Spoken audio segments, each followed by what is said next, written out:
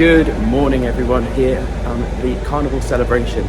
I'm walking around the deck this morning having some exercise. Yeah, it's a lovely day. The sun is not out yet, but it is starting to rise and we've got a bit of light now. It's about 7 a.m. The ship's clock went back an hour, so it's 7 a.m. but it feels like 8, so I'm up and about. A lot of people are not, but just walking through the ship and having a lovely time. So today we're going to have a fun day at sea. I'm going to do things like the ropes course and the mini golf, so you'll get some footage of me being terrible at golf, which is great fun. We did that for Hugh's birthday recently. We did adventure golf and I was terrible, but it was a lot of fun and that's the goal at the end of the day. Tag in the comments, by the way, if you are a morning person and like to get up and do the jogging track or the gym and things like that, because I think we are in the absolute minority. I think most people are still fast asleep in bed, some of which with a bit of a bad head from the night before, but some of them are just wanting a nice relax on their vacation. But ciao for now.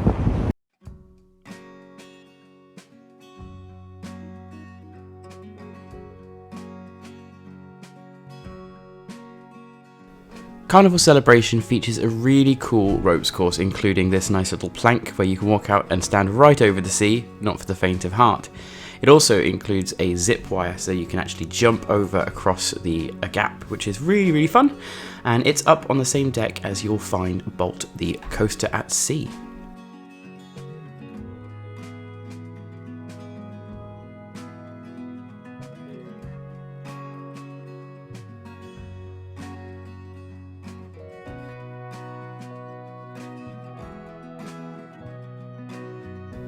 The ropes course is suitable for all types of people. Just be aware that when you do head up to the ropes course, you should make sure that you're wearing closed shoes, and of course you're not carrying your valuables. There are lockers provided if you wanted to put your phone, your cruise card, sunglasses, anything like that, any loose articles you can put in the lockers for free. So don't worry if you forget to do so.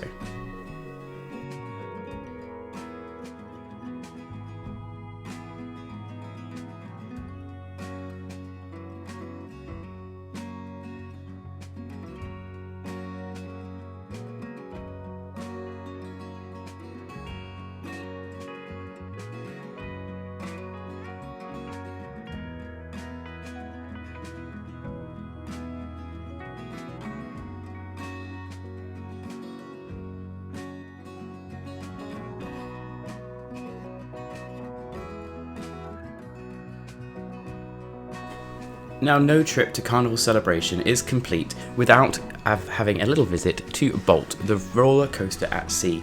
Now, this Ultimate Sea Coaster is available on Mardi Gras and on Celebration, and soon to come to Jubilee. It does have a nominal charge of, I believe it was $12 per person. I may be incorrect on that, it might be 12 to 15, something around there. And you do get a short 2-lap ride where you can experience this wonderful coaster. Now, I don't know about you, but all of this work on the ropes course has made me hungry, so off it goes to Street Eats, where today we have buffalo tater tots. We also have some Shanghai pork dumplings, which were absolutely delicious, and of course some uttapam, which is a lentil and rice pancake. All of this is completely free of charge and included in your cruise fare, so please do enjoy. We also went to Emerald's and tried a few of the items here and absolutely were so impressed with everything we had at Emerald's. Please do go there, even if you're on a short cruise. It is incredible.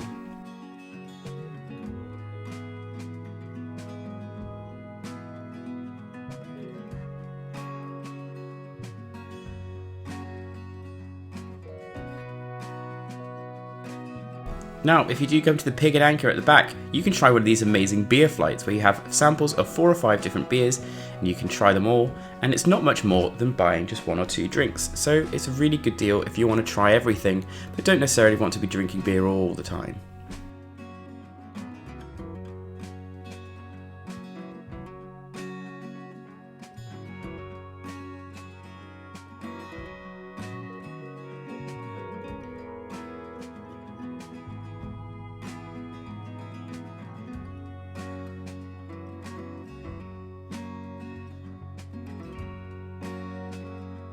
One big standout on this ship was the amount of entertainment in the evenings, and you can see we dressed up nice and had a great time with some of the entertainment both at the centre stage and the Playlist Productions team.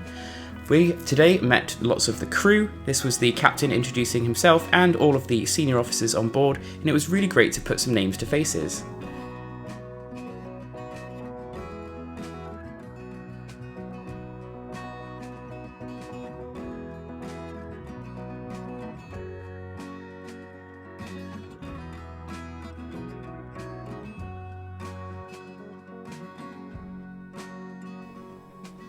Oh, and of course, as you know, I love to go for a drink before dinner, and I absolutely love the Golden Jubilee. So a lovely walk around to the Golden Jubilee, where we obviously had our great drinks. Here they had a great piano performer, which was really cool because usually we only see piano performers in the piano bar, but this was more of a jazz and pop singer, so it was a bit different to what we would usually have in a piano bar, but certainly not disappointing.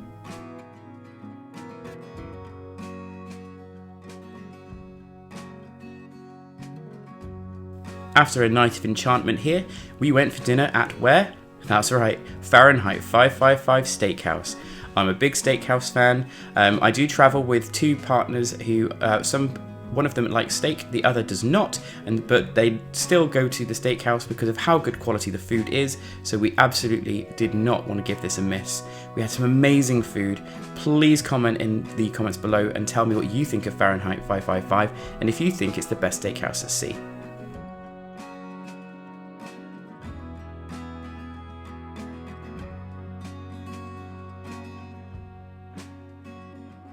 Now, at time of recording, if you do go to the steakhouse on the first night or the first sea day, you do get a free bottle of wine or a discount on a more expensive bottle of wine, so it's a really good opportunity, and it's generally quieter on these days. We enjoyed some really great starters, really great steaks as well, and of course, we're a big sucker for desserts. Have a look at the cut we have of the beef and have a look at what desserts we had. It's really tasty, and the menu does change every now and again, so please do be aware anything you see here may not be on board when you arrive. Do check the Carnival website if you want to check the up-to-date menus.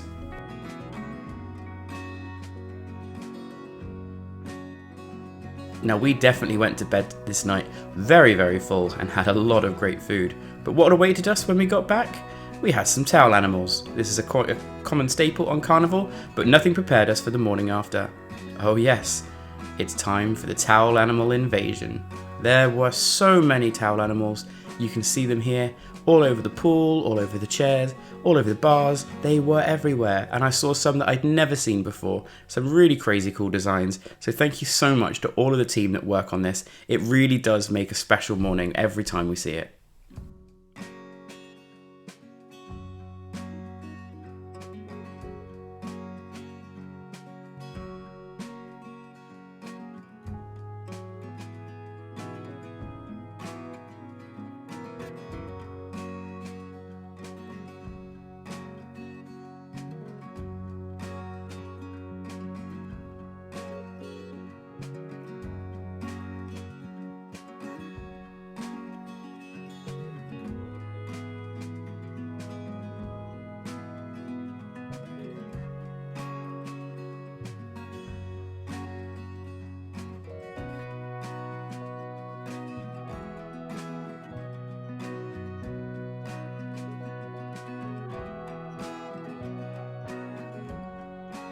Now, no sea day is complete without a silly pool game, and this was no different.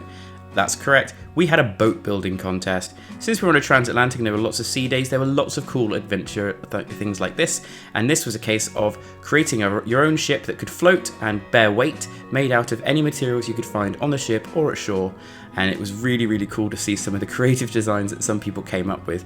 We were thinking of entering, but we didn't get around to it, but we were happy to watch and see all of the other contestants. Now, this was a very hot day, and so we got inside afterwards and decided to head to Jabang for our food. This was a Mexican and Chinese fusion restaurant, which sounds bizarre, but it works really well, and some of the best lunchtime food we have on the ship. They had a range of different options to have, both from the Mexican and the Chinese side, and we came back here again because we were really impressed.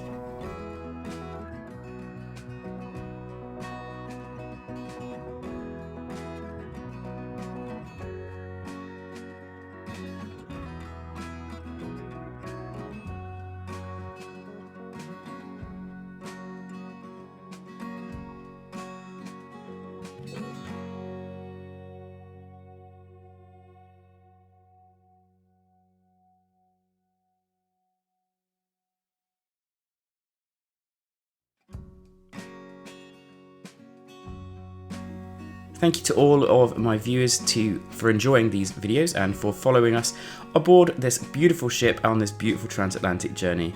We hope you enjoyed seeing it, and of course we'll be back next week for the final part of the celebration portion of this trip.